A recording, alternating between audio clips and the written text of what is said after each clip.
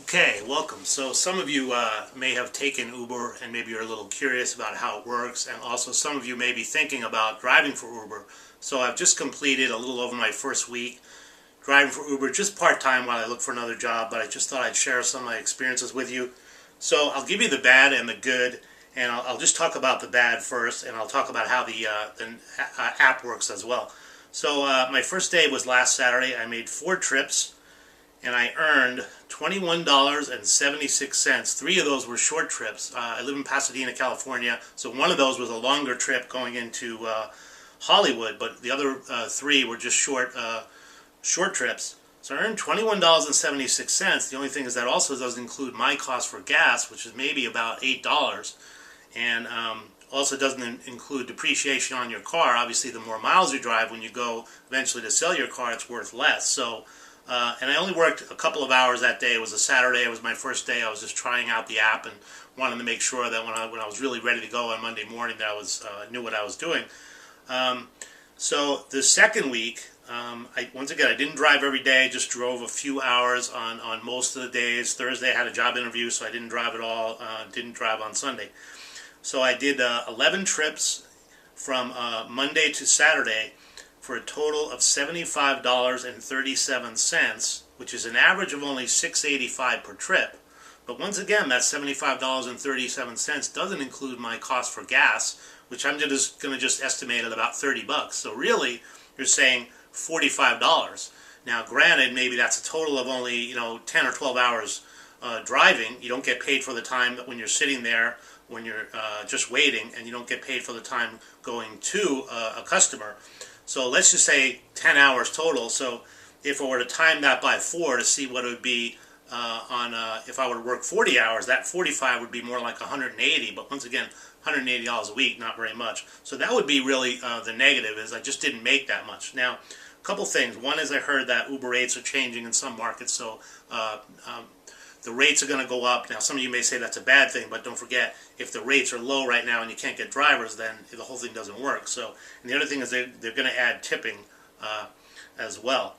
So now, I've been driving the non-peak hours, meaning not 7 to 9 a.m., the commute time in the morning, or 5 p.m. at night and later during the rush hour, but sort of the slower times.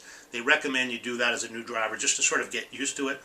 So they don't have what they call the surge hours, right? So I'm sure I would make more if I drove like Friday and Saturday nights, and especially if you're picking up people at 2 a.m., 3 a.m. in the morning. But then I've heard you're more likely to get people that are sort of intoxicated, and the customers I've got so far have been really, really nice, mostly families, things like that. The other thing I could do to make more is, let's say I take somebody from Pasadena to downtown LA, I could do what's called routing to a destination. Say I want to go back to Pasadena and pick up a passenger from downtown LA, come back to Pasadena. Right now, because I'm new, I haven't been doing that. I'm just sort of getting used to using the app and getting used to picking up and dropping off the customers. So that would help me as well. But once again, $75.37 less $30 cost for gas, $45 over 11 trips. Not very much. Okay. So how does the app work? So basically, as a driver, when I'm in the car and ready to go, and they recommend that you don't do it like when you're sitting in your house, because it may take you, in my case, I park downstairs, it takes me a few minutes to get to my car, so I don't turn the app on until I'm actually ready to go. And then you just click that you're online, and then if there's a request, it will go to the nearest driver. Now I have something like 10 or 15 seconds to tap my screen and accept that call. If I don't want that call, that's okay, but then it'll go to another driver, and then the other thing is it affects your the rate, your acceptance rate or something. So they say you get a higher rating if you accept more calls. Then also, just when you're starting out as a driver, you have to go through a vehicle inspection. It's very painless to just look at the tires, check that your signals work, make sure your lights work, things like that. Make sure you have seat belts, make sure there's no visible body damage on the car. Very painless, but just for the safety of the passengers. So so the bad has been that I didn't make a lot of money the first week, and then the other thing is I did have some problem with navigation. Part of that was my fault. So for example, on my second trip, I forgot once I start the trip, I'm supposed to swipe on my phone, say start trip, and I didn't do that. So what I did is I drove a little bit, and then the app was saying, no, you need to go left and go turn around. And when me and the passenger were like, no, we know the destination is right.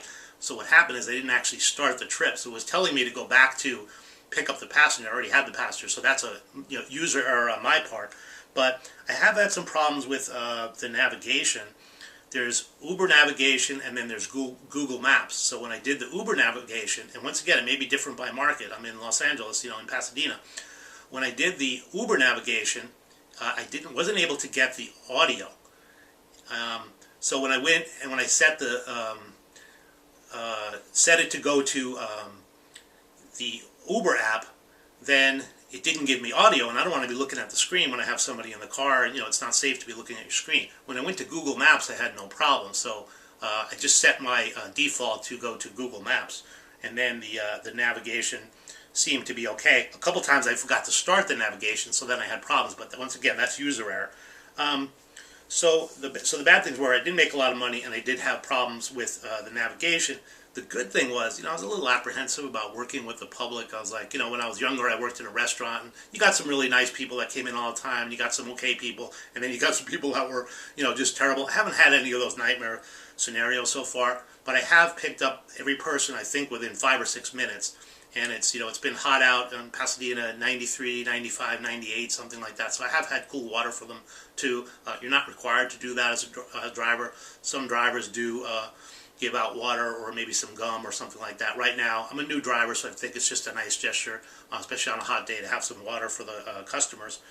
And so the good has been that the customers have been really, really nice. You do meet some interesting people. And I'll just kind of give you just a sample of some of the types of customers, because maybe you never took Uber before, and you say, well, who is actually using Uber? What types of people? And once again, it's going to be different in every market, I'm sure. So my first day on a Saturday, I took a lady who was a chef at a Japanese restaurant, just from one location in Pasadena to another. Then I picked up a mom and son to go to school for a soccer game. Once again, a short trip, but very, very nice. Picked up a family in Pasadena who was from Laguna Beach. Very nice family. Took them to one of their relatives' house in Pasadena. And then, actually, those were all 3 short trips. And then I picked up a woman, and she had 2 little dogs. Now, let me just say briefly, the policy as far as Uber, I must take service dogs, but not other dogs. But in this case, it was just like a Yorkshire and a poodle. And the first thing when I picked her up, she said, oh, don't worry, they don't shed. So it wasn't an issue. The dogs, yelped once in a while, but nice lady, and it was fine. And I took her over to some place near Hollywood from Pasadena. Then, let's see, picked up a guy and his wife from the Pasadena courthouse, took them over to Burbank. It was a man and a woman, and I didn't really get a good look at the woman. And when he asked me to drop his wife off first and then drop him off at a gas station. And I said to him, oh, is that your mom? And he got a good laugh out of that, because he actually opened up the window and he said, oh, the driver thinks you're my mom. But I said, I'm sorry, I didn't really get a good look at your wife. So that was my bad. I should have been smarter and said, oh, is that your wife first? And then he could have said, oh, no, it's if it was his mom, which it wasn't. But my bad on that. Then I picked up some 4 Indian people at a hotel in Pasadena and took them over to a restaurant on Sunset Boulevard. So now here's a case where I had a problem with the navigation, because I was originally using the Uber default and it wasn't giving me the navigation. And actually, when I was in the car, I let the family know that, and I said, do you have navigation? Which, hey, I'm the driver, it's really my responsibility, but it's really better than driving all over the place. I had to go to Sunset Boulevard, and the last thing I want to do is turn right when I'm supposed to turn left. You might say, well, it's not a big deal, just turn around. But turning the wrong way on Sunset Boulevard in Hollywood could cost you a good 5 or 10 minutes before you can turn around again. You may have to go through a few lights, etc. So really rather just make sure I'm going in the right direction. But they were cool, and we used their navigation, actually. Let's see. Tuesday... I picked up a nice woman in Pasadena. She has an education company over in San Gabriel. She was actually the CEO. Lovely woman. And because I have a 13-year-old son, we were talking about how the kids are all fixated on these games. And I said to her, that's the only good thing, is when I worry about my son, when I talk to all the other parents that have young boys especially, they're all fixated on the game, so it makes me feel better. And I'll just give you a couple more here. Let's see, there was a young lady who was doing some shopping over at the Paseo, Colorado in Pasadena. Just took her to her home. And then got a woman from the Del Mar station, which is where the Gold Line, our train, is in Pasadena, over to her home. And then I picked up a woman on Walnut Street in Pasadena near the Paseo, Colorado, which is a shopping center, and just took her like only a couple of blocks, but I think like she was definitely, I'm sure, on business, so her company's probably paying for it. So for 3 blocks, and it was really, really hot that day, and probably 98 degrees, and she also had the big thing of luggage, so I don't blame her for taking Uber. So that's just a couple of things, experiences I've had in my first week, and I'll talk to you again, and thanks for watching.